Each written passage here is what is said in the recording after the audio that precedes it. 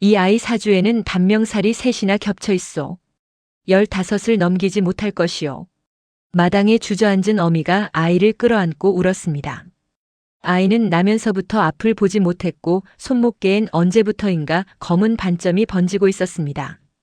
마을에서는 진작부터 그 아이를 죽은 목숨 취급하며 수군거렸습니다. 그런데 그날 밤 낯선 노인 하나가 아이의 집 앞에 조용히 멈춰 섰습니다. 구독과 좋아요는 더 좋은 이야기를 만드는 힘이 됩니다.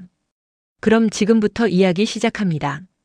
옛날 옛적 첩첩산중 골짜기에 삼박골이라는 작은 마을이 있었습니다. 사방이 산으로 둘러싸여 해가 늦게 뜨고 일찍 지는 곳이었지요.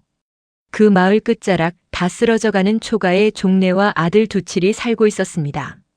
남편을 잃은 지 6해 종래는 삭바느질로 근근히 두 식구를 건사해 왔습니다. 두칠은 9살이었습니다. 나면서부터 앞이 보이지 않았고 손목계에는 언제부터인가 검은 반점이 자리 잡아 해가 갈수록 짙어지고 있었습니다. 그날 낮 두칠은 여느 때처럼 지팡이 삼은 나뭇가지를 짚고 우물가로 물을 기르러 나섰습니다. 지나가던 동네 아이들이 두칠을 보고 킥킥거렸습니다. 저기 봐, 눈먼 도깨비 온다. 쉿, 그러다 화 옮으면 어쩌려고. 아이들은 두칠을 피해 멀찌감치 돌아갔습니다. 두칠은 그 발소리들이 흩어지는 방향까지 다 헤아릴 수 있었지만 모르는 척 우물 두레박을 끌어올렸습니다. 물동이를 이고 돌아오는 길 두칠의 귀에 낯선 소리가 잡혔습니다. 저 멀리 산길에서 나뭇가지 밟는 소리가 유독 가볍고 규칙적이었습니다. 사람의 걸음 같기도 하고 아닌 것 같기도 한 그 소리는 한참을 따라오다 이내 사라졌습니다. 두칠은 잠시 걸음을 멈추고 귀를 기울였지만 별일 아니겠거니 하고 다시 발을 옮겼습니다. 그때만 해도 두칠은 그 소리의 주인을 그날 밤 다시 만나게 될 줄은 몰랐습니다. 그날 밤 살인문 안으로 그림자 하나가 소리 없이 들어섰습니다. 종래는 화들짝 놀라 두칠을 등 뒤로 감쌌습니다. 누구시오? 이 밤중에. 노인은 대답 대신 성큼성큼 다가와 두칠 앞에 쪼그려 앉았습니다. 마른 손끝이 두칠의 손목을 가만히 짚었습니다. 두칠은 움찔했지만 피하지 않았습니다. 그저 고개를 갸웃했을 뿐이지요. 노인의 손가락이 검은 반점 위에서 멈췄습니다. 그러더니 손바닥을 두칠의 귀 옆에 가만히 대고 무언가를 확인하듯 눈을 감았습니다. 숨소리가 예사롭지 않구나. 노인이 낮게 중얼거렸습니다. 할아버지는 누구세요? 두칠이 먼저 물었습니다. 목소리는 작았지만 떨리지 않았습니다. 노인이 낮게 웃었습니다. 겁이 없는 아이로구나. 이것 참 재미있는 아이야. 이 아이를 어찌하시려는 겁니까? 종래가 두칠을 끌어당기며 노인 앞을 막아섰습니다. 아무것도 안 하네. 오늘은 그저 지나가는 길에 들렀을 뿐이야. 노인은 천천히 몸을 일으켰습니다. 허나 곧 다시 볼 날이 있을 걸세. 그뿐이었습니다. 노인은 두 사람을 번갈아 보더니 다시 어둠 속으로 걸음을 옮겼습니다. 종래가 붙잡을 새도 없었습니다. 마당에는 두칠의 숨소리와 멀어지는 발소리만 남았습니다. 두칠은 앞을 보지 못했지만 그날 밤 노인의 기척만은 또렷이 느꼈습니다. 사실 두칠에게는 남모르는 버릇이 하나 있었습니다. 소리에 유독 예민했던 것이지요. 바람이 방향을 바꾸는 것도 저만치서 걷는 이의 발걸음 무게도 귀로 짚어냈습니다. 방금 그 노인의 발걸음은 이상하리만치 가벼웠습니다. 마치 땅을 밟지 않는 사람 같았지요. 하지만 그것이 무슨 쓸모가 있겠습니까? 마을 사람들 눈에는 그저 앞 못 보는 아이일 뿐이었지요. 엄니, 방금 그 할아버지는 누구예요? 낸들 아니. 지나가던 나그네인가 보다. 종래의 목소리가 가늘게 떨렸습니다. 아들에게는 내색하지 않으려 애썼지만 가슴 한편은 이미 무너져 있었습니다. 두칠은 어머니의 그 떨림마저 놓치지 않았습니다. 엄니, 나 때문에 그래요? 아니다. 어여 자거라. 종래는 아들의 등을 토닥이며 애써 웃었습니다.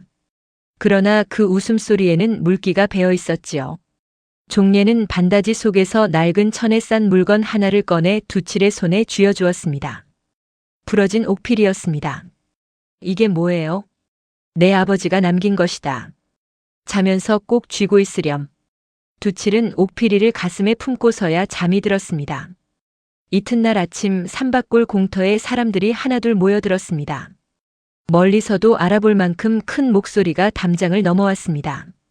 훈장 명제황이 앞장서 종래의 집족을 가리키며 언성을 높였습니다. 단명살 낀 아이를 마을에 두면 그 화가 온 삼박골에 미친다는 걸 몰라서 이러시오? 저 아이가 무슨 죄가 있다고 이러십니까? 종래가 아들을 끌어안으며 맞섰습니다. 죄가 없어도 명이 그러하면 어쩔 수 없는 법이오. 명은 명이고 사람은 사람입니다. 사람 좋은 소리 그만하시오. 지난 봄에도 저 아이가 우물가에 다녀간 뒤로 마을에 역병이 돌지 않았소. 그건 그저 우연일 뿐입니다. 우연이라니 삼박골 사람이 다 아는 얘길 부인이 혼자 아니라 우기는 게요.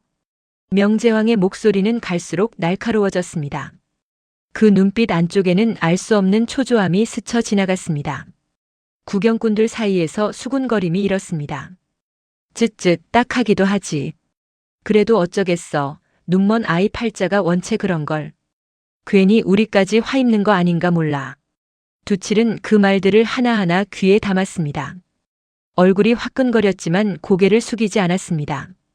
구경꾼들 틈에서 늙은 방앗간 주인이 조심스레 입을 열었습니다. 그래도 저리 어린 것을 내쫓는다는 건 어허 자네도 저 아이 편을 드는 겐가. 명제황이 매섭게 쏘아붙이자 방앗간 주인은 이내 고개를 떨구고 물러섰습니다. 누구 하나 끝까지 편들어주는 이가 없었습니다. 두칠은 그 짧은 침묵마저 놓치지 않았습니다. 누군가는 마음을 냈으나 그 마음은 오래 버티지 못했습니다. 그때였습니다. 어제 그 노인이 다시 나타났습니다. 사람들 뒤편에 조용히 서 있던 노인이 불쑥 입을 열었습니다. 사주는 하늘이 적어놓은 것이나 그 사주를 걸어가는 것은 결국 사람의 두 다리이니라. 공터가 순간 조용해졌습니다. 노인장은 뉘시오? 어디서 굴러먹던 이가 남의 마을 일에 끼어드는 게요. 명제황이 눈을 부라리며 소리쳤습니다. 노인은 대답 없이 두칠을 한 번 더 바라보고는 돌아섰습니다. 누가 이런 소리를 하고 사라질 줄 알았겠습니까? 두칠은 그 말이 무슨 뜻인지 알 수 없었습니다. 그저 이상한 노인이 이상한 소리를 하고 갔다고만 여겼지요. 종래 역시 마찬가지였습니다. 지금은 그런 말을 곱씹을 겨를이 없었습니다. 당장 아들을 지켜야 했으니까요. 오늘은 이만 물러들 가시오. 내 아들 내가 알아서 할 것이오. 종래가 단호하게 말하자 명제황은 혀를 차며 돌아섰습니다. 좋소. 15세를 주겠소. 그 안에 저 아이를 어찌할지 결판을 내시오. 안 그러면 내 직접 나설 것이오. 사람들은 하나둘 흩어졌지만 명제황의 눈빛만은 유독 오래 두칠에게 머물러 있었습니다. 그 눈빛에는 미움보다 더 복잡한 무언가가 담겨 있었지요. 그날 밤 종래는 두칠을 품에 안고 조용히 되뇌었습니다. 무슨 일이 있어도 내가 너를 지킬 것이다. 두칠은 어머니의 심장 소리를 들었습니다. 평소보다 훨씬 빠르게 뛰고 있었지요. 엄니, 아버지는 어떤 분이셨어요? 두칠이 불쑥 물었습니다. 종래는 잠시 말이 없었습니다. 정직하고 남 돕기를 좋아하는 분이셨다. 근데 왜 일찍 돌아가셨어요? 그건 종래의 목소리가 다시 흔들렸습니다. 나중에 내가 더 크면 얘기해 주마. 두칠은 더 묻지 않았습니다. 어머니의 목소리에 담긴 무게가 지금은 건드려선 안 될 것임을 느꼈으니까요. 방문 틈으로 스미는 달빛이 두칠의 감은 눈꺼풀 위에 내려앉았습니다. 품속의 옥피리가 차갑게 손끝에 닿았습니다. 낮에 들었던 그 가벼운 발걸음 소리가 다시 귓가를 스치는 듯 했습니다. 두칠은 문득 궁금해졌습니다. 왜 그 노인의 목소리를 들었을 때 무섭기는커녕 마음 한구석이 이상하게 편안해졌던 것일까요? 마을 사람들의 목소리에서는 늘 날이 서 있었는데 그 노인의 목소리에는 그런 날이 없었습니다. 두칠은 그 생각을 끝으로 스르르 잠이 들었습니다. 그런데 그 노인은 정말 그저 지나가는 나그네였을까요? 그날 이후 사흘이 지났습니다. 종래는 여느 때처럼 새벽부터 바늘을 잡았습니다. 양반집에서 맡긴 도포 짓는 삭스로 겨우 두 식구 입에 풀칠을 하는 처지였지요. 손끝이 갈라지도록 바느질을 해도 삭스는 늘 박했습니다. 엄니 손 아프시죠? 두칠이 옆에 앉아 실을 골라 건네며 물었습니다. 아프긴 이 정도야 아무것도 아니다. 종례는 웃었지만 두칠은 그 웃음 뒤에 숨은 한숨까지 들었습니다. 바늘귀에 실을 꿰는 것도 두칠의 몫이었습니다. 남들은 눈으로 하는 일을 두칠은 손끝에 감촉과 실이 스치는 소리만으로 해냈습니다. 단 한 번도 실패한 적이 없었지요. 우리 두칠이 아니었으면 이 어미 눈이 남아나질 않았을 게다. 종례가 아들의 머리를 쓰다듬으며 말했습니다. 두칠은 그 말이 듣기 좋으면서도 한편으론 씁쓸했습니다. 바늘귀 하나 꿰는 재주 말고 자신에게 다른 쓸모가 있을까 싶었으니까요. 바느질을 마친 종례는 마루에 앉아 잠시 숨을 돌렸습니다. 초가지붕 사이로 아침 햇살이 스며들었고 마당에 닭이 회를 치는 소리가 들렸습니다. 가난했지만 두 사람에게는 두 사람만의 평온한 아침이 있었습니다. 두칠아, 오늘은 방앗간에 곡식 삭 받으러 가자꾸나. 제가 다녀올게요. 엄니는 좀 쉬세요. 혼자 갈 수 있겠니? 길은 다 외웠어요. 소리로 다니면 돼요. 종례는 잠시 망설이다가 이내 고개를 끄덕였습니다. 두칠이 혼자서도 곧잘 다닌다는 것을 알면서도 매번 마음이 놓이지 않는 것은 어쩔 수 없었습니다. 남편이 살아있었다면 이리 마음 졸일 일도 없었을 텐데 종례는 문득 그런 생각을 하다가 스스로 고개를 저었습니다. 지난 일을 되짚어봐야 소용없는 노릇이었습니다. 지금 이 순간 아들을 지켜야 한다는 것 하나만이 종례에게 남은 전부였습니다. 두칠이 지팡이를 짚고 살인문을 나서는 뒷모습을 보며 종례는 오래도록 그 자리에 서 있었습니다. 한낮이 되자 두칠은 마을 어귀 방앗간으로 심부름을 나섰습니다. 방앗간 주인 노인은 지난번 공터에서 두칠 편을 들려다 말을 삼켰던 그 사람이었습니다. 두칠이 왔구나. 어멈은 좀 어떠시냐? 괜찮으세요? 곡식 삭 받으러 왔어요. 노인은 말없이 곡식 자루를 채워 건네다가 슬쩍 몇 줌을 더 얹었습니다. 이건 덤이다. 아무한테도 말하지 말거라. 고맙습니다, 어르신. 두칠은 자루의 무게로 노인이 더 얹었다는 것을 이미 알고 있었지만 모르는 척 인사했습니다. 그런 작은 마음들이 삼박골에 아예 없는 것은 아니었습니다. 다만 명제왕의 눈치를 보느라 겉으로 드러내지 못할 뿐이었지요. 방앗간을 나서던 두칠의 귀에 아이들 목소리가 잡혔습니다. 야, 저기 눈먼 애 지나간다. 우리 저 자루 뺏어서 숨기자. 아이 셋이 낄낄대며 다가오는 소리가 들렸습니다. 두칠은 걸음을 멈추지 않고 오히려 자루를 등 뒤로 슬쩍 돌렸습니다. 아이들은 두칠이 자신들의 접근을 미리 알아챈 것에 놀란 눈치였습니다.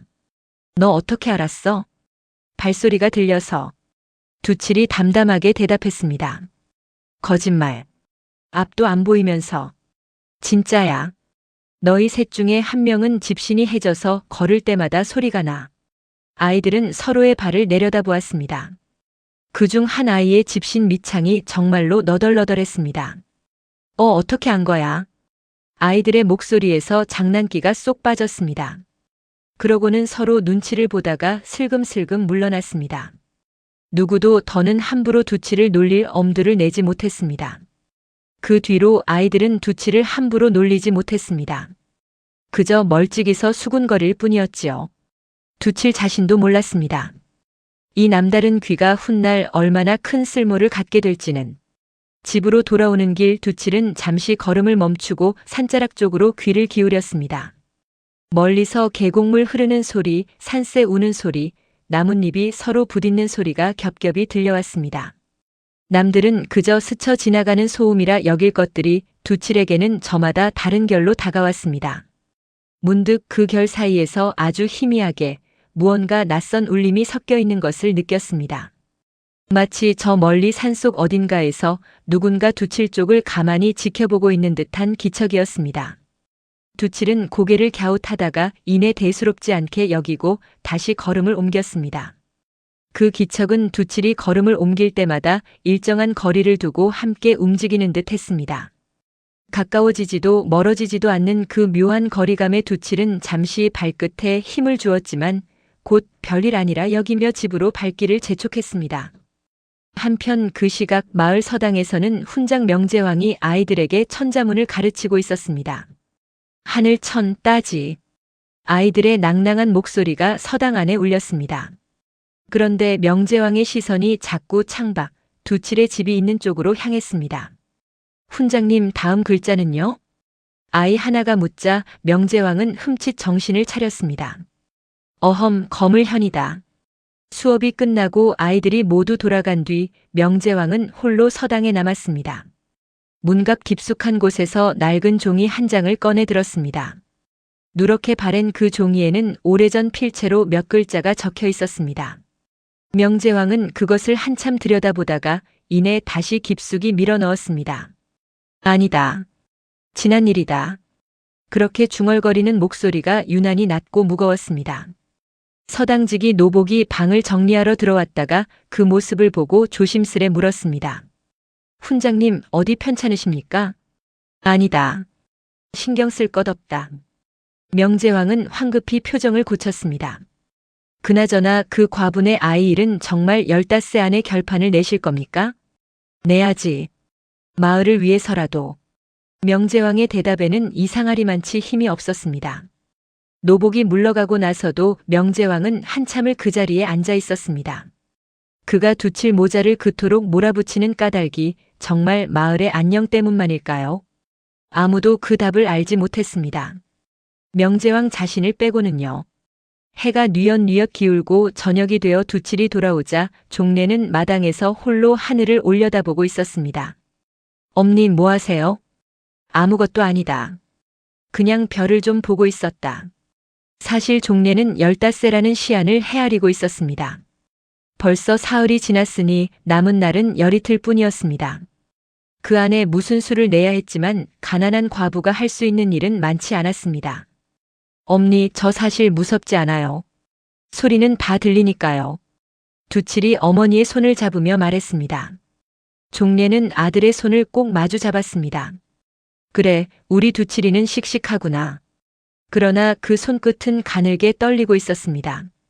두칠은 그 떨림을 못 들은 척 어머니의 손을 조금 더 세게 쥐었습니다. 엄니, 우리 어디 멀리 떠날 수는 없어요? 어디로 간단 말이냐? 갈 곳이 있어야지. 종래의 목소리에 씁쓸함이 묻어났습니다. 가진 땅도 의지할 친척도 없는 처지였습니다. 그저 삼박골에 뿌리 내리고 사는 것 말고는 달리 방도가 없었지요. 괜찮아요, 엄니. 무슨 수가 생기겠지요. 두칠이 오히려 어머니를 다독였습니다. 9살 아이답지 않은 그 의젓함이 종래의 가슴을 더욱 저리게 했습니다. 종래는 아들을 아는 팔에 힘을 주며 속으로 다짐했습니다. 설령 온 마을이 등을 돌리더라도 자신만은 끝까지 두칠의 편에 서겠노라고. 그 다짐은 말이 되어 나오지 못했지만 두칠은 어머니의 팔에 실린 힘만으로도 그 마음을 온전히 읽어냈습니다. 그날 밤에도 그 정체 모를 노인은 나타나지 않았습니다. 그저 열이틀 남은 밤하늘에 별만 유난히 밝게 떠 있을 뿐이었습니다. 그리고 그 별빛 아래 어딘가에서 누군가 조용히 그러나 분명한 걸음으로 삼박골을 향해 다가오고 있었습니다. 나흘째 되는 날 아침 살인문 밖에서 인기척이 났습니다. 종래가 문을 열자 그 노인이 이번에는 대낮에 지팡이 하나만 짚은 채 홀로 서 있었습니다. 또 당신이요? 종래의 목소리에 경계가 서려 있었습니다. 놀라게 해서 미안하네. 오늘은 제대로 인사를 하려고 왔네. 노인은 허리를 굽혀 예를 갖췄습니다. 나는 이람이라 하네. 떠돌아다니며 돌을 닦는 사람일세. 도사님이 여기는 무슨 일로? 저 아이 때문일세. 이람의 시선이 마당에 서 있는 두칠에게 향했습니다. 두칠은 그 시선을 보진 못했지만 그 무게만은 고스란히 느꼈습니다. 지난밤 여기 들렀을 때부터 심상치 않다 여겼네. 오늘은 확인을 좀 해보려고 왔지. 확인이라니 무엇을 말입니까? 종래가 여전히 경계를 풀지 않은 채 물었습니다. 백문이 불여일견이라 했네. 직접 보면 알 걸세. 이람은 마루에 걸터앉으며 지팡이를 옆에 세워두었습니다. 그 몸짓 하나하나가 서두르는 기색 없이 느긋했습니다. 두칠아, 이리 와보거라. 이람이 부르자 두칠은 조심스레 다가갔습니다. 이람은 품에서 작은 주머니 셋을 꺼내 마루 위에 나란히 놓았습니다. 이 안에는 각기 씨앗이 하나씩 들어있느니라. 둘은 이미 죽은 씨앗이고 하나만이 살아서 곧 싹을 틔울 것이다. 그런데요. 어느 것이 살아있는지 내가 한번 짚어보거라. 종례가 놀라 끼어들었습니다. 이 아이는 앞을 못 봅니다. 씨앗 색깔을 무슨 수로 가린단 말입니까? 색깔로 가리라는 게 아닐세. 이람은 조용히 웃을 뿐이었습니다. 두칠은 새 주머니 위에 차례로 손을 얹었습니다. 바스락거리는 소리는 셋 다 똑같았습니다. 그런데 이상하게도 그중 하나에서만 아주 희미한 콩닥거리는 듯한 울림이 손끝으로 전해져 왔습니다. 마치 아주 작은 심장이 뛰고 있는 것 같았지요. 이거요. 두칠이 망설임 없이 가운데 주머니를 짚었습니다. 이람이 주머니를 열어 보였습니다. 그 안의 씨앗에서는 정말로 여린 싹이 움트고 있었습니다. 어떡해. 종례가 말을 잇지 못했습니다. 꺼보게. 이 아이는 눈이 아니라 다른 것으로 세상을 읽고 있는 것이야. 이람의 목소리가 낮게 가라앉았습니다. 소리를 듣는 재주가 아니라 살아있는 것과 죽어가는 것을 가르는 감각이지. 이런 아이는 100년에 한 번 날까 말까 하느니라. 두칠은 자신의 손끝을 내려다보았습니다. 아니, 정확히는 손끝의 감각에 온 정신을 모았습니다. 난생 처음 듣는 말이었습니다. 자신에게 그런 재주가 있다는 것도, 그것이 남다르다는 것도. 믿기지 않으면 다시 해보게. 이람은 이번에는 주머니의 위치를 바꿔 다시 마루 위에 놓았습니다. 두칠이 다시 손을 얹었습니다. 이번에도 망설임 없이 같은 자리를 짚었습니다. 왼쪽에서 두 번째요. 열어보니 과연 그 안에서도 여린 싹이 움트고 있었습니다. 종례는 두 손으로 입을 막았습니다. 이것이 정말 우연이 아니란 말입니까? 우연이라면 3번, 5번을 해도 우연이겠지. 하지만 10번을 해도 이 아이는 틀리지 않을 걸세. 이람의 목소리에는 확신이 실려 있었습니다.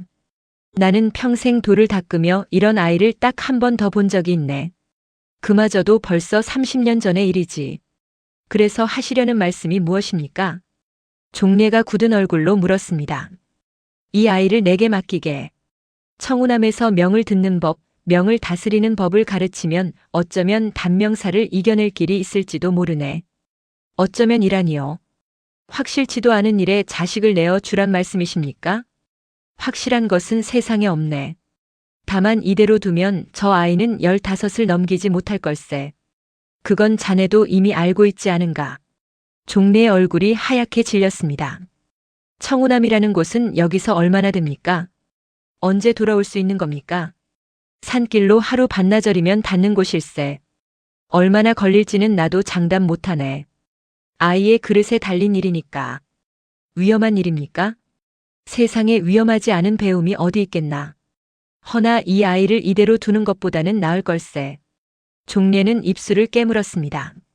처음 보는 분을 어찌 믿습니까? 믿지 않아도 좋네. 다만 저 아이에게 물어보게. 나와 함께 가고 싶은지. 그 말에 마당이 조용해졌습니다. 두칠은 한참을 생각하다가 입을 열었습니다. 엄니, 저는 가고 싶어요. 두칠아. 저도 무서워요. 근데 이대로 있으면 어차피 15세 뒤엔 마을에서 쫓겨나요. 그럴 바엔 제 힘으로 뭐라도 해보고 싶어요. 두칠의 목소리는 떨렸지만 그 안에는 분명한 뜻이 담겨 있었습니다. 저한테 이런 재주가 있는 줄도 몰랐어요. 근데 저 도사님은 알아봐 주셨잖아요. 종례는 아들의 손을 붙잡은 채 한동안 아무 말도 하지 못했습니다. 그때 마당 밖에서 또 다른 발소리가 다가왔습니다.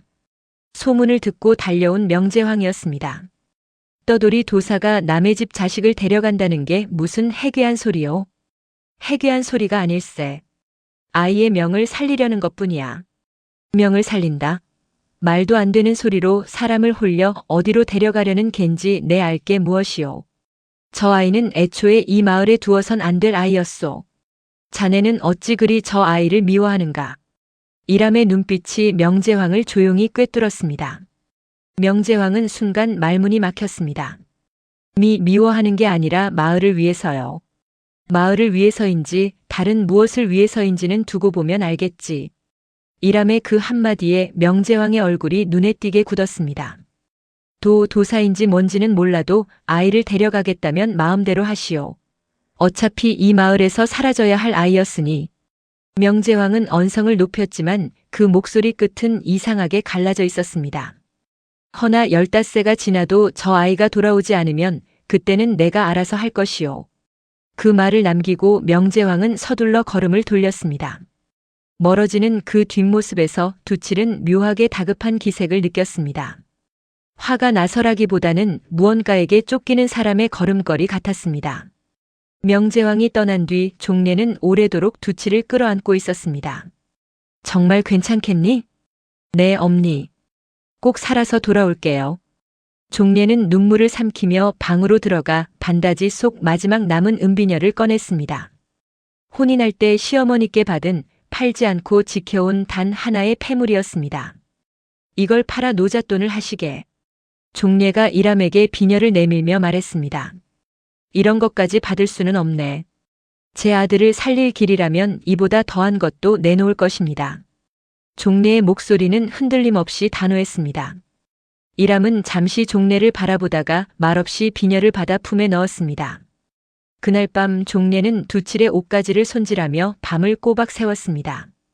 행여 해진 곳이라도 있으면 산길에서 아들이 추울까 걱정이었습니다. 두칠은 잠든 척하며 어머니의 바느질 소리를 들었습니다.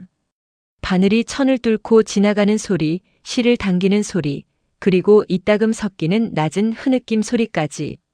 두칠은 못 들은 척 눈을 꼭 감고 있었습니다. 이튿날 새벽 두칠은 옥피리를 품에 넣고 길을 나섰습니다. 엄니 다녀올게요. 그래, 우리 두칠이. 몸 조심하고. 종례는 끝내 뒷말을 잊지 못했습니다. 대신 두칠을 꽉 끌어안고 등을 몇 번이고 쓸어내렸습니다. 밥은 거르지 말고 춥거든 옷긴 여미고. 엄니도 저 없는 동안 끼니 거르지 마세요. 두칠이 오히려 어머니를 다독였습니다. 이람이 조용히 곁에서 기다리다가 입을 열었습니다. 걱정 말게. 내 목숨을 걸고 이 아이를 지킬 것이니. 종례는 그 말에 겨우 손을 놓았습니다. 두칠은 지팡이 대신 이람의 옷자락을 붙잡고 걸음을 옮겼습니다. 살인문을 나서는 발걸음이 무거우면서도 이상하게 가벼웠습니다. 산길 초입에 접어들자 흙냄새와 이슬 젖은 풀내음이 훅 끼쳐왔습니다. 두칠에게는 처음 맡아보는 마을 밖의 냄새였습니다. 종례는 두 사람의 발소리가 완전히 산모퉁이 너머로 사라질 때까지 그 자리에 서 있었습니다. 그러고는 마당에 주저앉아 참았던 울음을 터뜨렸습니다. 그 울음소리를 두칠은 이미 저만치 멀어진 길 위에서도 또렷이 듣고 있었습니다. 산길은 굽이굽이 이어졌습니다. 이람은 걸으면서 두칠에게 길을 일러주었습니다. 지금은 소나무 숲을 지나느니라. 저 앞에 계곡물 소리가 들리지? 네, 들려요. 근데 물살이 좀 세네요. 장마가 얼마 전에 졌으니까. 곧 다리가 나올 것이다. 조심히 건너거라. 두칠은 이람의 말 한마디 한마디를 눈 대신 삼았습니다. 소리로 다니던 산밖골 골목길과는 또 다른 넓고 낯선 세상이 발끝에서 펼쳐지고 있었습니다. 바람의 냄새도 마을과는 달랐습니다. 흙냄새 대신 젖은 이끼와 소나무진 냄새가 짙게 배어 있었지요. 스승님, 여기는 왜 이렇게 조용해요? 마을에서는 늘 누가 떠드는 소리가 났는데. 산이 원래 그런 것이다. 시끄러운 것은 사람뿐이지. 두칠은 그 말이 묘하게 마음에 들었습니다. 아무도 자신을 손가락질하지 않는 곳, 아무도 수군거리지 않는 곳. 그것만으로도 발걸음이 조금씩 가벼워졌습니다. 중간중간 쉬어가며 이람은 산나물 캐는 법이며 물 마시기 좋은 골짜기 위치까지 하나하나 일러주었습니다. 하루 반나절을 꼬박 걸어서야 두 사람은 청운함에 닿았습니다. 다 왔느니라. 여기가 앞으로 내가 지낼 곳이다. 암자는 크지 않았습니다. 낡은 기와 한 채와 마당, 그리고 마당 한쪽의 작은 텃밭이 전부였지요. 그러나 두칠의 귀에는 그곳이 산밭골과는 전혀 다른 소리로 가득 차 있었습니다. 바람이 처마를 스치는 소리, 대숲이 서로 부딪는 소리, 그리고 저 아래 골짜기에서 올라오는 물소리까지. 마당 한 구석에서 늙은 개 한 마리가 어슬렁어슬렁 다가와 두칠의 손등에 코를 비볐습니다. 이놈은 누렁이라 하네. 나보다 이 암자에 더 오래 산 놈이지. 두칠은 저도 모르게 웃음이 났습니다. 낯선 곳이었지만 어쩐지 마음이 조금 놓였습니다. 그날 밤 이람은 화롯불 앞에 두치를 앉히고 찬찬히 말했습니다. 내일부터 내게 명을 듣는 법을 가르칠 것이다. 쉽지 않을 것이야. 어떻게 하는 건데요? 세상 만물에는 저마다의 명이 흐르고 있느니라. 살아있는 것에도 죽어가는 것에도 심지어 물건에도 저마다의 결이 있지. 너는 이미 그 결을 남들보다 예민하게 느끼는 아이다. 이제 그것을 다스리는 법을 익히면 된다. 다스리면 제명도 다스릴 수 있어요? 이람은 잠시 말이 없었습니다. 그것은 나도 장담 못하느니라. 다만 해볼 만한 가치는 있다. 스승님도 그렇게 누군가를 살리려 해보신 적 있으세요? 두칠의 물음에 이람의 눈빛이 아주 잠깐 흔들렸습니다. 있었느니라. 허나 그 얘기는 나중에 하자꾸나. 화롯불이 탁탁 소리를 내며 타올랐습니다. 두칠은 더 캐묻지 않았습니다. 그저 스승의 목소리에 담긴 옛 슬픔 같은 것을 어렴풋이 느꼈을 뿐이지요. 스승님, 저 엄니가 벌써 보고 싶어요. 두칠이 작은 목소리로 말했습니다. 당연한 일이다. 그리운 마음을 억누르려 하지 말거라. 다만 그 마음을 딛고 하루하루 나아가는 것이 중요하니라. 제가 여기서 정말 뭔가 달라질 수 있을까요? 달라지고 안 달라지고는 하늘이 정할 일이 아니다. 내가 얼마나 정성을 쏟느냐에 달렸지. 이람의 목소리는 낮았지만 단단했습니다. 두칠은 그 말을 마음 깊이 새겼습니다. 화로의 불빛이 사그라들 때까지 두 사람은 말없이 나란히 앉아 있었습니다. 이튿날부터 훈련이 시작되었습니다. 이람은 두칠을 암자 뒤편 숲으로 데려갔습니다. 여기 나무 두 그루가 있느니라. 겉보기엔 둘 다 멀쩡하다. 손을 대어보고 어느 쪽이 속으로 병들어가는지 짚어보거라. 두칠은 두 나무의 밑동에 차례로 손을 얹었습니다. 처음엔 그저 거친 나무 껍질의 감촉뿐이었습니다. 그러나 가만히 정신을 모으자 한쪽에서는 은은한 온기 같은 것이, 다른 한쪽에서는 서늘하게 식어가는 기운 같은 것이 느껴졌습니다. 오른쪽이요. 오른쪽 나무가 이상해요.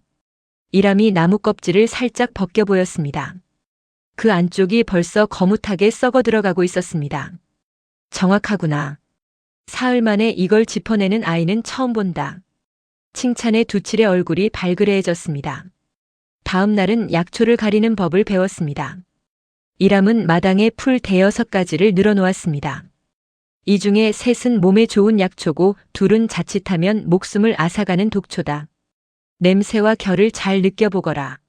두칠은 하나씩 코끝에 대고 손끝으로 인맥을 짚어나갔습니다. 이거랑 이거는 뭔가 날카로운 기운이 나요. 나머지는 순한 느낌이고요.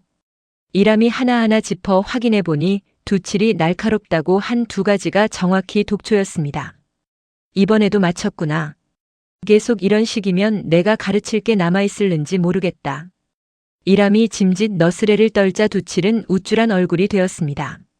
저 잘하죠? 그래, 잘하는구나. 허나 자만은 금물이다. 명은 언제나 겸허한 자에게만 곁을 내어주느니라. 두칠은 얼른 고개를 끄덕였습니다. 하지만 입가의 웃음은 좀처럼 가시지 않았지요. 며칠 뒤 두칠은 암자 처마 밑에서 날개를 다친 산새 한 마리를 발견했습니다. 스승님, 이 새 좀 보세요. 숨이 너무 약해요. 어디 내가 한번 살려보겠느냐? 제가요? 저는 아직. 명을 듣는 것과 명을 붙드는 것은 다른 일이다만 한번 해보거라. 손끝에 온기를 모으고 새의 명이 흐트러지지 않게 붙잡아준다는 마음으로. 두칠은 조심스레 새를 감싸쥐고 이람이 일러준 대로 정신을 모았습니다. 손끝이 뜨거워지는 듯한 낯선 감각이 지나갔습니다. 한참 후 품 안에 새가 파닥하고 날갯짓을 했습니다. 살아났어요. 두칠의 목소리가 기쁨으로 들떴습니다. 장하구나. 오늘은 내가 처음으로 명을 붙든 날이다. 이람도 오랜만에 환하게 웃었습니다. 이 새를 어찌할까요? 낫거든 놓아주면 된다. 붙드는 것이 능사는 아니니라. 살려준 것으로 이미 족한 것이다. 두칠은 며칠간 새를 정성껏 돌보았고 상처가 아물자 두 손으로 새를 하늘로 날려보냈습니다. 날갯짓 소리가 점점 멀어지다 이내 사라졌습니다. 두칠의 얼굴에는 뿌듯함과 아쉬움이 함께 스쳤습니다. 물론 매번 잘 되는 것만은 아니었습니다. 어느 날 저녁 이람이 밥솥 앞에서 물었습니다. 이 안에 밥이 다 되었는지 소리로 한번 맞춰보거라. 두칠은 한참 귀를 기울이더니 자신 있게 답했습니다. 덜 됐어요. 아직 물 끓는 소리가 나요. 뚜껑을 열어보니 밥은 이미 다 눌어붙어 있었습니다. 스승님, 이건 방금 금영 듣는 법이랑 상관없는 거잖아요. 허허, 밥물 소리도 명이라면 명이지. 이람이 웃음을 터뜨리자 두칠도 뾰로통했던 얼굴을 풀고 따라 웃었습니다. 누렁이도 곁에서 꼬리를 흔들며 컹컹 짖었습니다. 청운함의 밤 공기 속에 오랜만에 웃음소리가 오래도록 머물렀습니다. 그날 밤 두칠은 옥피리를 꺼내 만지작거리며 어머니를 생각했습니다. 엄니는 지금쯤 뭐하고 계실까요? 삭바느질을 하고 계시겠지. 아니면 내 생각을 하고 계시거나. 이람이 옆에서 나직이 답했습니다. 돌아가면 이 피리로 곡 하나 불어드리고 싶어요. 아버지가 살아계셨으면 어떤 곡을 좋아하셨을지 궁금해요. 그 말에 이람의 눈빛이 잠시 흔들렸지만 두칠은 눈치채지 못했습니다. 내 아버지라면 분명 좋아하셨을 게다. 이람의 목소리가 평소보다 한층 낮게 가라앉았습니다. 두칠은 옥피리를 품에 안은 채 스르르 잠이 들었습니다. 잠든 두칠의 얼굴을 이람이 가만히 내려다보았습니다. 그 눈빛에는 대견함과 함께 말로 다하지 못한 무언가가 담겨 있었습니다. 조금만 더 기다려다오. 반드시 다 밝혀줄 것이니. 이람의 나직한 혼잣말은 잠든 두칠의 귀에도 그 누구의 귀에도 닿지 않았습니다. 마당의 누렁이만이 고개를 들어 그런 이람을 물끄러미 바라볼 뿐이었습니다. 청운함에서 지낸 지도 어느덧 한 달이 가까워지고 있었습니다. 두칠의 감각은 하루가 다르게 예리해졌습니다. 이람은 이제 조금 더 어려운 훈련을 시작했습니다. 오늘은 위험을 미리 알아채는 법을 익힐 것이다. 위험이요? 명이 흐트러지는 것 중에는 앞으로 다칠 것이라는 조짐도 섞여 있느니라. 그것을 미리 느낄 수 있다면 너 자신은 물론 곁에 있는 이도 지킬 수 있다. 누렁이가 앞장서 걷고 이람과 두칠이 그 뒤를 따랐습니다. 가을로 접어든 산은 낙엽 밟는 소리로 가득했습니다. 사각사각 발밑에서 부서지는 낙엽 소리가 유난히 크게 들렸습니다. 이람은 두칠을 데리고 암자 뒤편 벼랑길로 향했습니다. 이 길을 따라 천천히 걸어보거라. 발밑에서 이상한 기운이 느껴지면 바로 멈추어야 한다. 두칠은 지팡이 끝으로 땅을 짚어가며 조심스레 걸음을 옮겼습니다. 한참을 걷던 중 갑자기 발끝에서 서늘한 기운이 훅 끼쳐왔습니다. 두칠은 그 자리에서 딱 멈춰 섰습니다. 여기 뭔가 이상해요. 땅이 텅 빈 것 같은 소리가 나요. 산도 나무도 저마다의 말을 하고 있느니라. 다만 사람이 듣지 못할 뿐이지. 지금 내가 들은 것도 그중 하나다. 이람이 낙엽을 걷어내자 발밑으로 사람 하나가 빠질 만한 깊은 구덩이가 드러났습니다. 산짐승을 잡으려고 누가 파놓은 함정이로구나. 잘 짚었다. 두칠은 안도의 숨을 내쉬면서도 뿌듯함을 감추지 못했습니다. 저 이제 정말 뭔가 되어가는 것 같아요. 아직 멀었느니라. 허나 그 마음가짐이 중요한 것이다. 이람은 두칠을 다시 암자로 데려가며 말을 이었습니다. 오늘 배운 것을 잊지 말거라. 위험은 항상 소리 없이 다가오는 법이다. 눈으로 보는 이들도 흔히 놓치는 것을 너는 이미 그보다 먼저 느낄 수 있으니 그것이 얼마나 귀한 재주인지 알아야 한다. 근데 스승님, 저는 왜 이런 재주를 가지고 태어났을까요? 두칠의 물음에 이람은 잠시 걸음을 멈췄습니다. 모든 것에는 까닭이 있는 법이다. 언젠가 너도 그 까닭을 알게 될 게다. 그 대답은 어딘가 애두르는 듯 했지만 두칠은 더 캐묻지 않고 고개를 끄덕였습니다. 그날 저녁 두칠은 품속의 옥피리를 만지작거리다가 조심스레 물었습니다. 스승님, 이 피리 부는 법 좀 가르쳐 주실 수 있어요? 부러진 피리라 소리가 온전히 나지는 않을 것이다. 그래도 배워보겠느냐? 네. 엄니한테 돌아가면 꼭 불어드리고 싶어요. 이람은 두칠의 손가락을 하나하나 짚어 구멍의 위치를 가르쳐 주었습니다. 숨을 너무 세게 불지 말고 아주 가늘게 마치 명을 다루듯이 불어보거라. 두칠이 조심스레 숨을 불어넣자 피리에서 가늘고 떨리는 소리가 새어나왔습니다. 온전한 곡조는 아니었지만 그 소리에는 묘한 울림이 있었습니다. 소리가 좀 슬프네요. 부러진 것들은 본디 그런 소리를 내는 법이다. 허나 그 소리도 나름의 아름다움이 있지. 두칠은 그날 밤 늦도록 서투른 곡조를 연습했습니다. 손가락에 물집이 잡히도록 같은 소절을 몇 번이고 되풀이했습니다. 스승님, 이 곡 이름이 뭐예요? 이름은 없다. 그저 오래전 어느 벗이 즐겨 불던 가락이었을 뿐이지. 벗이요? 어떤 분이셨는데요? 좋은 사람이었느니라.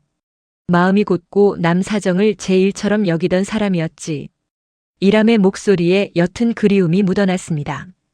두칠은 그 벗이 누구인지 알 리 없었지만 어쩐지 그 가락이 낯설지 않게 느껴졌습니다.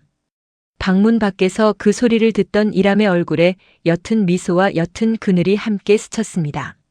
며칠 후 아침 손을 씻으려던 두칠이 문득 손목이 허전하다는 느낌을 받았습니다. 스승님, 이것 좀 봐주세요. 이람이 두칠의 손목을 살펴보고는 낮게 탄성을 냈습니다. 검은 반점이 눈에 띄게 옅어져 있었습니다. 처음 삼박골을 떠날 때는 손목을 온통 뒤덮을 듯 짙었던 것이 이제는 가장자리부터 흐릿하게 번지고 있었습니다. 이게 정말 옅어지고 있는 거예요? 틀림없다.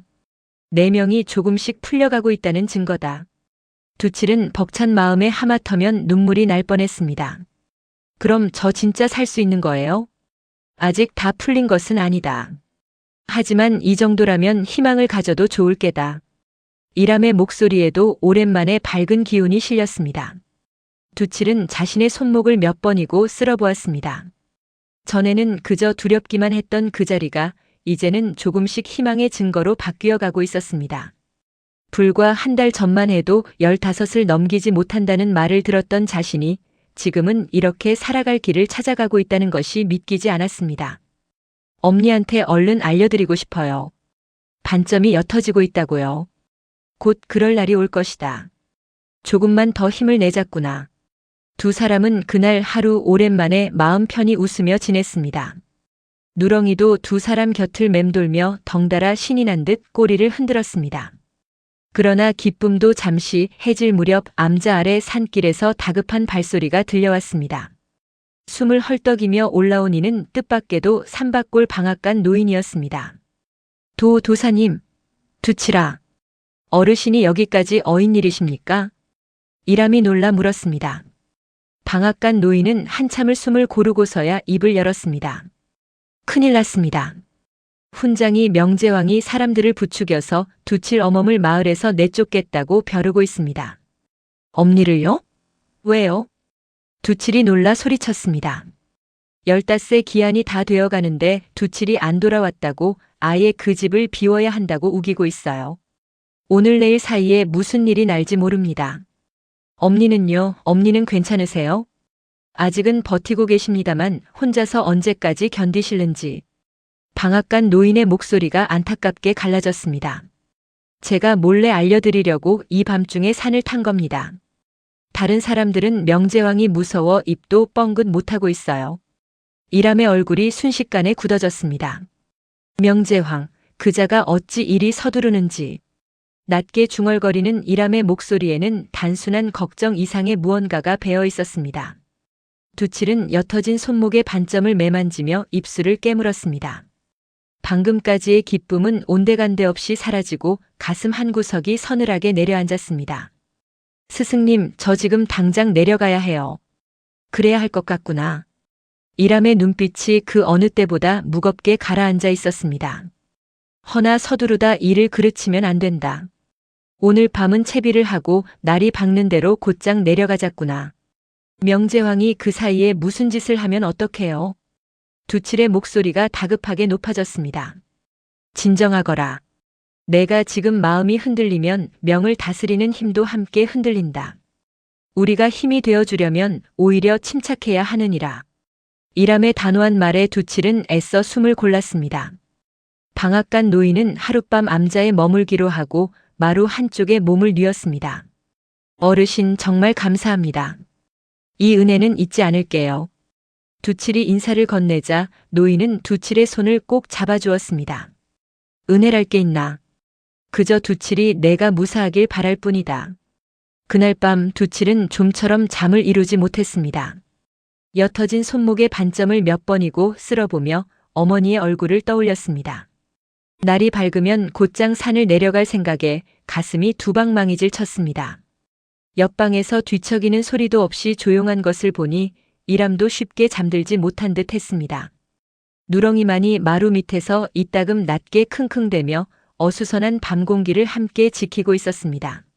멀리서 부엉이 우는 소리가 길게 울려 퍼졌다가 이내 사그라들었습니다. 두칠은 그 소리마저 오늘따라 유독 무겁게 느껴졌습니다. 동이 트기도 전 두칠과 이람은 청운함을 나섰습니다. 방앗간 노인도 함께였습니다. 산길을 내려가는 발걸음이 올라올 때와는 비교도 안 될 만큼 빨랐습니다. 스승님, 조금만 더 빨리 갈 수는 없어요? 서두르다 넘어지면 더 늦어진다. 침착하거라. 말은 그리했지만 이람의 걸음 역시 평소보다 훨씬 급했습니다. 두칠의 귀에는 벌써 저 멀리서 심상치 않은 소리들이 섞여 들려오는 듯 했습니다. 가슴이 답답하게 조여왔습니다. 스승님, 뭔가 이상해요. 사람들 목소리가 너무 많이 들려요. 침착하거라. 아직 무슨 일인지 모르지 않느냐. 이람은 애써 담담하게 말했지만 그 역시 걸음을 늦추지 않았습니다. 방앗간 노인의 숨소리도 갈수록 거칠어졌습니다. 삼박골 어귀에 다다르자 두칠은 그 소리의 정체를 확인했습니다. 사람들의 고함과 웅성거림 그리고 무언가 부서지는 소리였습니다. 엄니. 두칠이 지팡이도 내던지고 앞으로 내달렸습니다. 집 마당에는 이미 여러 사람이 모여 있었습니다. 종래의 세간살이가 마당에 나뒹굴고 있었고 몇몇 장정들이 초가지붕의 이영을 뜯어내고 있었습니다. 이게 무슨 짓입니까? 이람이 소리쳤습니다. 명제왕이 마당 한가운데 서서 팔짱을 낀 채 그 광경을 지켜보고 있었습니다. 15세가 지났는데도 아이가 돌아오지 않았으니 약조대로 이 집을 비우게 하는 것뿐이요. 15세는 오늘까지요. 아직 지나지도 않았습니다. 두칠이 소리쳤습니다. 애 하나 잘 가르쳤다고 어른한테 대드는 것부터 배웠구나. 명제왕의 입가에 비틀린 웃음이 걸렸습니다. 게다가 오늘 안 오면 내일이라도 마찬가지였을 것이요. 어차피 이 마을에 저 아이를 둘 수는 없었으니. 그 말에 두칠의 가슴이 철렁 내려앉았습니다. 처음부터 어떤 핑계를 대서라도 자신들을 내쫓으려던 것이었구나 싶었습니다. 종례는 마당 한쪽 구석에서 무릎을 꿇은 채 뜯겨나가는 지붕을 망연히 올려다보고 있었습니다. 며칠간 잠도 제대로 못 잔 얼굴이었습니다. 두칠아. 아들을 발견한 종례의 눈에서 눈물이 왈칵 쏟아졌습니다. 두칠은 어머니에게 달려가 끌어안았습니다. 엄니, 저 왔어요. 이제 괜찮아요. 미안하다, 미안해. 종례의 몸이 가늘게 떨리고 있었습니다. 내가 좀 더 버텼어야 했는데 이 어미가 못나서. 아니에요, 엄니 잘못이 아니에요. 두칠은 어머니의 뺨에 흐르는 눈물을 닦아주었습니다. 그 손끝으로 어머니가 며칠 새 얼마나 야위었는지 고스란히 느껴졌습니다. 당장 이 손을 멈추시오. 이람이 장정들을 향해 소리쳤습니다. 떠돌이 도사가 어디서 큰 소리요? 당신이야말로 이 마을 일에 무슨 상관이요? 명제왕이 맞받아쳤습니다. 저 아이의 명은 이미 풀리고 있어. 조금만 더 시간을 주면 명이 풀린다. 그런 헛소리를 누가 믿는단 말이오. 명제왕이 버럭 소리를 질렀습니다. 게다가 저 아이가 산속에서 무슨 요망한 재주를 부린다는 소문도 파다하오. 죽은 씨앗을 살리고 나무의 속을 꿰뚫어 본다고. 그것이 사람의 재주요, 요괴의 재주요? 구경꾼들 사이에서 술렁임이 일었습니다. 맞아, 그러고 보니 심상치 않은 아이였어. 저러다 마을에 더 큰 화가 미치는 거 아닌가. 누군가 던진 말 한마디에 그나마 남아있던 동정 어린 시선들마저 하나둘 등을 돌리기 시작했습니다. 불과 얼마 전까지만 해도 안쓰럽게 여기던 이들의 눈빛이 순식간에 두려움과 경계로 바뀌었습니다. 사람의 마음이란 이토록 쉽게 흔들리는 것인가 두칠은 씁쓸함을 느꼈습니다. 방앗간 노인이 참다 못해 나섰습니다. 여러분, 저 아이는 그저 남다른 재주를 타고났을 뿐입니다. 요괴라니 당치도 않은 소리요. 자네는 또 뭔가. 저번에도 저 아이 편을 들더니 방앗간 새도 밀린 주제에. 명제왕의 날 선말에 방앗간 노인의 얼굴이 하얗게 질렸습니다. 방앗간 새라니 그게 지금 무슨 상관. 새를 계속 낼 생각이 있으면 입 다물고 물러서게. 노인은 결국 아무 말도 못하고 뒤로 물러났습니다. 두칠은 그 짧은 침묵 속에서 노인이 삼키는 한숨 소리까지 놓치지 않았습니다. 그나마 있던 한 사람의 편마저 이렇게 꺾이고 마는구나 싶었습니다. 어르신 괜찮으세요? 여기까지 와주신 것만으로도 충분해요.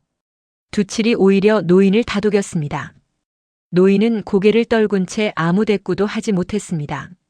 이보시오 도사. 명제황이 이람을 향해 한 걸음 다가섰습니다. 당신이 정말 저 아이를 위한다면 이 자리에서 증명해 보시오. 저 아이의 명이 정말 풀렸다면 지금 당장 그 증거를 보이란 말이오. 이람은 잠시 두칠을 돌아보았습니다. 두칠은 망설임 없이 소매를 걷어 손목을 내밀었습니다. 검게 물들었던 반점은 확실히 옅어져 있었지만 완전히 사라진 것은 아니었습니다. 이건 그냥 옅어진 것뿐이지 않소. 다 나은 게 아니잖소. 명제황이 목소리를 높였습니다. 아직 낫는 중입니다. 조금만 더 시간을. 두칠의 애원에도 명제황은 고개를 저었습니다. 안 돼요. 반쪽짜리 증거로 마을을 더 이상 위험에 빠뜨릴 순 없소. 이람이 다시 나섰습니다. 내가 목숨을 걸고 이 아이의 명을 책임진다 하지 않았소. 내 말을 믿지 못하겠다면 나를 벌하시오. 아이와 그 어미는 건드리지 마시오. 그럴듯한 말로 또 사람을 홀리려는 게요. 명제황은 조금도 물러서지 않았습니다. 그 눈빛 안쪽에는 여전히 알 수 없는 조바심이 서려 있었습니다. 그 말을 신호로 장정들이 다시 지붕을 뜯어내기 시작했습니다. 안 돼요. 그만두세요. 종례가 벌떡 일어나 지붕 쪽으로 달려가려 했습니다. 그러나 며칠간 제대로 먹지도 자지도 못한 몸이 버티지 못했습니다. 몇 걸음 옮기지 못하고 종례는 그 자리에 힘없이 쓰러졌습니다. 엄니. 두칠이 비명처럼 소리치며 어머니에게 달려갔습니다. 종례의 몸은 차갑게 식어 있었고 숨소리는 위태로울 만큼 가늘었습니다. 아무리 흔들어도 눈을 뜨지 않았습니다. 엄니 정신 차리세요. 엄니.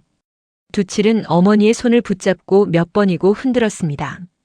평소라면 금세 웃으며 눈을 떴을 어머니가 이번에는 아무런 미동도 없었습니다. 방앗간 노인도 놀라 달려와 종례의 몸을 살폈습니다. 이런 며칠을 굶다시피 하며 저 아이 걱정만 하시더니 노인의 목소리에도 물기가 배어 있었습니다. 두칠의 손끝에 어머니의 명이 위태롭게 흔들리는 것이 느껴졌습니다. 마치 바람 앞의 촛불처럼 금방이라도 꺼질 듯한 그 기운이었습니다. 그 순간 두칠의 머릿속이 새하얗게 변했습니다. 지금까지 배운 그 어떤 것도 떠오르지 않았습니다.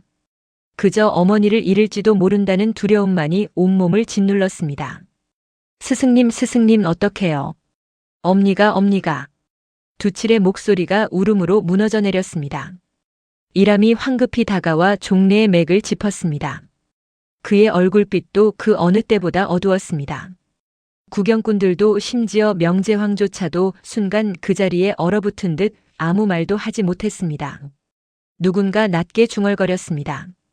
이러다 정말 사람 잡는 거 아닌가. 그러나 그 말을 입 밖으로 크게 낼 용기를 가진 이는 아무도 없었습니다. 명제황의 얼굴에서도 핏기가 가셨습니다. 그 역시 이런 지경까지 몰고 갈 생각은 아니었던 듯 굳게 담은 입술이 가늘게 떨렸습니다. 뜯겨나간 지붕 사이로 잿빛 하늘만이 무심하게 내려다보고 있었습니다. 두칠은 어머니의 명이 점점 더 희미해지는 것을 손끝으로 느끼며 처음으로 절망이라는 것을 온몸으로 겪고 있었습니다. 지금까지 배운 그 어떤 재주도 지금 이 순간에는 아무런 소용이 없는 것만 같았습니다. 두칠의 두 눈에서 앞을 보지 못하는 그 눈에서도 뜨거운 눈물만은 하염없이 흘러내리고 있었습니다. 엄니 안 돼요. 제발요. 두칠의 손끝에서 어머니의 명이 점점 더 아득해져 갔습니다. 지금까지 배운 것들이 머릿속에서 뒤죽박죽 흩어졌습니다. 나무의 병들물 짚어내던 것도 씨앗의 생명을 가려내던 것도 지금 이 순간에는 아무 소용이 없는 것만 같았습니다. 그때 어디선가 그 목소리가 들려오는 듯 했습니다. 사주는 하늘이 적어놓은 것이나 그 사주를 걸어가는 것은 결국 사람의 두 다리이니라. 공터에서 처음 들었던 그 말이 지금 이 순간 다시 두칠의 귓가를 울렸습니다. 그때는 무슨 뜻인지도 몰랐던 그 말이 지금은 마치 등불처럼 마음속을 밝혀왔습니다. 하늘이 정한 것이라도 걸어가는 건 나다. 두칠은 눈물을 삼키며 다시 정신을 가다듬었습니다. 청운함에서 배운 모든 순간이 머릿속을 스쳐 지나갔습니다.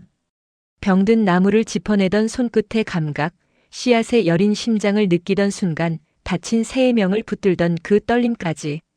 그 모든 것이 지금 이 순간을 위한 것이었는지도 몰랐습니다. 스승님, 저 다시 해볼게요. 도와주세요. 그래. 내가 곁에서 힘을 보태주마. 이람이 두칠의 어깨에 손을 얹었습니다. 허나 두칠아, 이제는 너도 알아야 할 것이 있다. 이 아이의 명이 이토록 위태로운 근본 까닭을. 이람의 목소리가 낮고 무겁게 가라앉았습니다. 내 아버지 이인보는 내 오랜 벗이었느니라. 네? 아버지를 아셨어요? 두칠이 놀라 물었습니다. 그렇다. 6해 전 내 아버지는 억울한 누명을 쓰고 목숨을 잃었다. 그 억울함이 풀리지 않은 채 조상의 한으로 맺혀 그 화가 너에게까지 이어진 것이다. 누명이라니 무슨 누명이요? 관아의 창고에서 곡식이 사라진 일이 있었느니라. 내 아버지가 그 일을 캐다가 오히려 도둑으로 몰려 처형당했다. 그 순간 마당에 있던 명제왕의 얼굴이 새하얗게 질렸습니다. 그 얘길 어찌 당신이? 명제왕의 목소리가 심하게 떨렸습니다. 자네도 알고 있지 않은가, 명제왕. 이람이 명제왕을 똑바로 바라보았습니다. 그날 곡식을 빼돌린 진범을 자네가 알고 있었다는 것을, 그리고 이인보가 그 죄를 대신 뒤집어 쓰는 것을, 자네가 두려움에 눈감았다는 것을. 공터에 있던 사람들의 시선이 일제히 명제왕에게 쏠렸습니다. 아, 아니요. 나는 그저 이인보는 자네 목숨을 구해준 은인이었다지. 산사태가 났던 그 해 자네를 업고 나온 것이 바로 그였다고 들었네. 명제왕의 다리가 휘청거렸습니다. 그런데 자네는 그 은인이 누명을 쓰던 순간에 입을 다물었지. 그 죄책감이 자네를 이토록 저 아이를 미워하게 만든 것이 아닌가. 그건. 명제왕은 입을 열었다가 이내 다시 다물었습니다. 그의 손이 부들부들 떨리고 있었습니다. 구경꾼들은 숨죽인 채 그 모습을 지켜보았습니다. 아무도 섣불리 입을 열지 못했습니다. 공터에는 무거운 정적만이 감돌았습니다. 명제왕은 한참을 아무 말도 하지 못하고 서 있었습니다. 그러다 이내 무너지듯 그 자리에 주저앉았습니다. 맞소. 내가 그날 진범이 누군지 알면서도 나서지 못했소. 내가 겁쟁이였소. 그의 목소리가 처음으로 갈라져 나왔습니다. 이인보가 처형되던 날 나는 차마 그 얼굴을 볼 수가 없었소. 그 뒤로 저 아이만 보면 그날의 내가 떠올라 견딜 수가 없었던 게요. 그래서 자꾸만 밀어내려고만 했소. 구경꾼들 사이에서 낮은 탄식이 흘러나왔습니다. 세상에 그런 사연이 있었을 줄이야. 명제왕이 그런 짓을. 그러고 보니 그 집 지붕을 저리 뜯어내라 앞장선 것도 다 캥기는 게 있어서였구먼. 줄곧 명제왕 편에 섰던 이들조차 하나둘 그에게서 시선을 거두었습니다. 가장 가까이서 그를 따르던 서당직이 노복마저 조용히 고개를 돌렸습니다. 훈장님, 그런 사정이 있으셨으면 진작 말씀을 하시지 그러셨습니까? 노복의 그 한마디에 명제왕은 더욱 깊이 고개를 떨구었습니다. 이람이 품에서 낡은 종이 한 장을 꺼냈습니다. 이것은 그날 진범이 남긴 자백서일세. 자네가 문갑 깊숙이 숨겨두었던 바로 그것이지. 그것을 어찌. 자네가 죄책감에 며칠 전 서당에서 그것을 꺼내보는 것을 지나가던 내가 우연히 보았느니라. 그날 밤 다시 찾아가 확인했지. 명제왕은 더 이상 아무 말도 하지 못했습니다. 이인보의 결백이 이제라도 밝혀졌으니 그 원통함이 풀릴 것이다. 그것이 이 아이에게 씌워진 한을 푸는 길이다. 종래도 그제야 흐느끼며 입을 열었습니다. 저도 그이가 죄인이 아니라는 걸 늘 마음속으로는 믿고 있었습니다. 하지만 누구도 믿어주지 않으니 그저 숨죽이고 살 수밖에 없었지요. 이제는 그리 살지 않아도 되네. 이람이 종래를 향해 조용히 말했습니다. 이람이 두칠의 손을 마주 잡았습니다. 두칠아, 이제 알았느냐?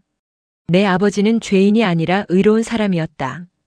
그 사실이 밝혀진 지금 너는 두려움 없이 어머니를 향해 내 힘을 다해도 된다. 두칠은 그 말을 듣는 순간 가슴 속에서 무언가 뜨겁게 차오르는 것을 느꼈습니다.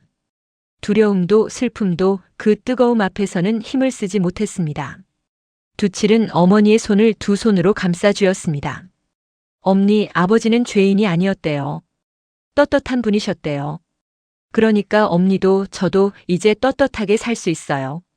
두칠의 손끝에서 뜨거운 기운이 흘러나왔습니다. 손목의 검은 반점이 순식간에 옅어지다 못해 눈송이 녹듯 쓰러져 갔습니다. 그와 동시에 두칠의 눈앞이 뿌옇게 밝아지기 시작했습니다. 태어나 한 번도 본 적 없는 빛이 어렴풋한 형체가 두칠의 눈에 스며들었습니다. 뭐 보여요? 뭔가 보여요? 두칠이 놀라 소리쳤습니다. 그리고 바로 그 순간 종례가 가늘게 눈을 떴습니다. 두칠아, 엄니. 두칠이 어머니를 와락 끌어안았습니다. 종례의 숨소리가 다시 안정을 찾아가고 있었습니다. 구경꾼들 사이에서 여기저기 탄성이 터져나왔습니다. 세상에, 정말 살아났어. 저 아이 눈이 정말 보이는 겐가? 두칠은 눈앞에 아른거리는 형체들 사이로 어머니의 얼굴을 처음으로 눈에 담았습니다. 생각보다 훨씬 작고 야위고 그러면서도 한없이 따뜻한 얼굴이었습니다. 엄니 얼굴이 이렇게 생기셨구나. 두칠의 눈에서 눈물이 하염없이 흘러내렸습니다. 우리 두칠이 얼굴도 이 어미가 처음으로 눈뜬 널 보는구나. 종례도 아들의 얼굴을 어루만지며 함께 울었습니다. 이람은 그런 두 사람을 조금 떨어진 곳에서 말없이 지켜보았습니다. 그의 눈시울도 붉게 젖어 있었습니다. 명제황은 그 광경을 보며 무릎을 꿇었습니다. 두칠아, 그리고 종례, 내가 정말 몹쓸 짓을 했네. 이 죄를 어찌 갚아야 할지 모르겠네. 죄를 아셨으면 되었습니다. 종례가 힘겹게 몸을 일으키며 말했습니다. 이제라도 진실이 밝혀졌으니 더 바랄 것이 없습니다.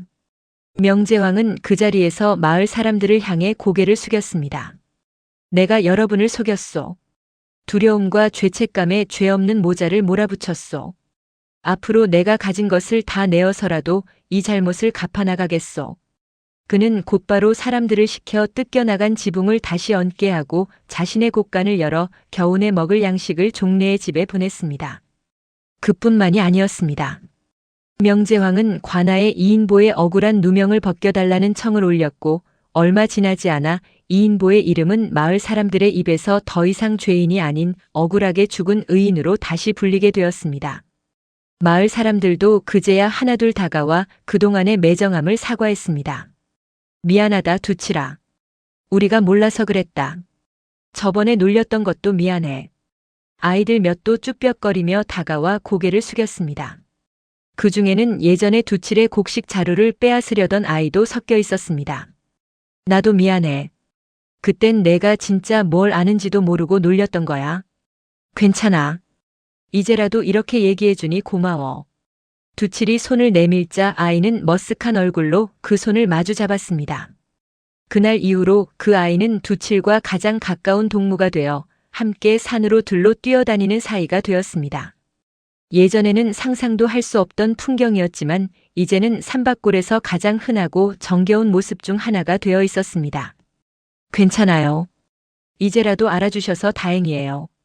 두칠은 밝아진 눈으로 그들의 얼굴을 하나하나 눈에 담았습니다. 방앗간 노인도 다가와 두칠의 손을 꼭 잡았습니다. 내 진작 내 편을 더 크게 들어주지 못해 미안하구나. 어르신은 그때도 충분히 힘이 되어주셨어요. 두칠이 활짝 웃으며 답했습니다. 노인은 그제야 눈시울을 붉히며 껄껄 웃었습니다. 이 녀석 다 큰 소리는. 그래도 참 대견하구나. 마당 가득 모인 사람들 사이에서도 오랜만에 훈훈한 웃음이 번졌습니다. 불과 며칠 전까지만 해도 두려움과 냉대로 가득했던 그 마당이 이제는 온기로 채워지고 있었습니다. 며칠이 지나 두칠의 시력은 완전하지는 않았지만 사물의 형체와 빛을 또렷이 분간할 수 있을 만큼 밝아졌습니다. 이람은 다시 청운암으로 돌아갈 채비를 했습니다. 스승님, 정말 감사했습니다. 고맙긴. 내 스스로 걸어온 길이다. 나는 그저 곁에서 몇 걸음 같이 걸었을 뿐이지. 또 뵐 수 있을까요? 명을 듣는 법은 평생 갈고 닦아야 하는 것이다. 종종 산에 오르거라. 언제든 반겨주마. 스승님 이거요. 두칠이 품에서 옥피리를 꺼내 내밀었습니다. 이건 내 아버지의 유품이 아니냐. 내가 받을 수는 없다. 알아요. 그래서 드리는 게 아니라 스승님이 가르쳐 주신 곡을 다시 한번 들려드리고 싶어서요. 두칠은 서투르지만 정성스럽게 곡을 불었습니다. 이람은 눈을 감고 그 소리에 한참을 귀 기울였습니다. 이인보, 자네 아들이 참 잘 자랐네. 이람이 나직이 중얼거렸습니다. 그 말은 하늘을 향한 것인지 옆에 선 두칠을 향한 것인지 알 수 없었습니다. 곡이 끝나자 이람은 두칠의 머리를 한번 쓰다듬고는 산길을 향해 돌아섰습니다. 몸성이 잘 지내거라. 명을 듣는 마음을 잊지 말고. 네 스승님. 꼭 다시 찾아뵐게요. 종례도 이람에게 깊이 허리를 숙였습니다. 이 은혜 평생 잊지 않겠습니다. 은혜랄 것 없네. 오랜 벗의 아들이 아닌가. 이람은 그렇게 말하고는 가벼운 걸음으로 산길에 올랐습니다. 그 뒷모습이 산모퉁이 너머로 사라질 때까지 두칠은 밝아진 눈으로 오래도록 그 자리를 지켜보았습니다. 그 후로 계절이 2번 바뀌었습니다. 두칠의 눈은 완전히는 아니어도 사람의 얼굴과 마을의 풍경을 알아볼 수 있을 만큼 밝아진 채로 자리를 잡았습니다. 명제황은 예전의 위세 대신 마을 아이들에게 글을 가르치는 일에 더욱 정성을 쏟았습니다. 가끔은 두칠에게도 넌지시 글을 가르쳐 주겠다며 서당 문을 열어두었습니다. 두칠아, 오늘은 하늘 천 따지부터 시작해볼까? 네, 훈장님. 예전 같으면 상상도 못했을 풍경이었지만 삼박골 사람들은 이제 그 모습을 자연스럽게 받아들이고 있었습니다. 종례는 여전히 삭바느질을 했지만 예전처럼 근심 가득한 얼굴은 아니었습니다. 가끔 방앗간 노인이 곡식을 조금 더 얹어주는 것도 이제는 떳떳하게 웃으며 받을 수 있었습니다. 두칠의 남다른 감각은 마을에서도 조금씩 쓸모를 찾아갔습니다.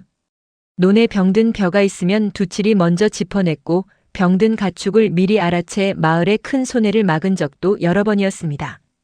한 번은 이웃 마을에서까지 소문을 듣고 찾아와 알아놓은 노모를 좀 봐달라 청한 적도 있었습니다. 두칠은 그 노모의 손목을 가만히 짚어보고는 오래 묵은 체증이 문제라 일러주었습니다. 과연 며칠 뒤 노모는 자리를 털고 일어났습니다. 그 뒤로 두칠을 찾아오는 발걸음이 삼박골 안팎으로 점점 늘어갔습니다. 종례는 그런 아들의 모습을 볼 때마다 남편이 살아 그 모습을 함께 보았더라면 얼마나 좋았을까 생각하곤 했습니다. 그럴 때면 종례는 하늘을 올려다보며 마음속으로 조용히 이야기를 건네곤 했습니다. 여보, 우리 두칠이가 이렇게 잘 컸어요. 이제는 아무도 저 아이를 함부로 대하지 못해요. 바람이 대답이라도 하듯 마당을 스쳐 지나갔습니다. 사람들은 이제 두칠을 눈먼 아이 대신 명 보는 아이라 부르기 시작했습니다. 그 호칭에는 더 이상 멸시가 아니라 은근한 자랑스러움이 묻어 있었습니다. 그날 저녁 두칠은 마당에 앉아 옥피리를 꺼내 들었습니다. 서투르지만 정성 들여 배운 그 곡조를 처음으로 끝까지 불어보았습니다. 가늘고 떨리는 소리였지만 그 안에는 슬픔 대신 따뜻함이 담겨 있었습니다. 종례가 마루에 앉아 그 소리를 들으며 조용히 눈물지었습니다. 내 아버지가 살아계셨다면 얼마나 좋아하셨을지. 엄니, 저 이제 무섭지 않아요. 아버지 목까지 열심히 살게요. 두칠의 목소리에는 예전의 그늘이 더 이상 없었습니다. 마당 가득 울려 퍼지는 피리 소리 위로 삼박골의 밤하늘이 유난히 맑고 환하게 빛나고 있었습니다. 삼박골에는 이제 두칠을 손가락질하는 이가 아무도 없었습니다. 아이들은 두칠을 놀리는 대신 함께 산으로 놀러가자며 살인문을 두드렸습니다. 가끔 두칠은 마루에 앉아 밝아진 눈으로 저 멀리 청운함이 있는 산자락을 바라보곤 했습니다. 그럴 때마다 스승의 목소리가 귓가에 되살아나는 듯 했습니다. 명은 하늘이 적어놓은 것이라 하나 그 길을 걸어가는 것은 결국 사람의 두 다리라 하였습니다. 두려움 앞에 무릎 꿇지 않고 제 발로 걸어간 아이는 끝내 자신의 명을 스스로 바꾸어냈습니다. 지금 화면에 나오는 더 재미있는 영상들도 함께 해주세요. 그럼 모두 행복한 하루 보내세요. 감사합니다.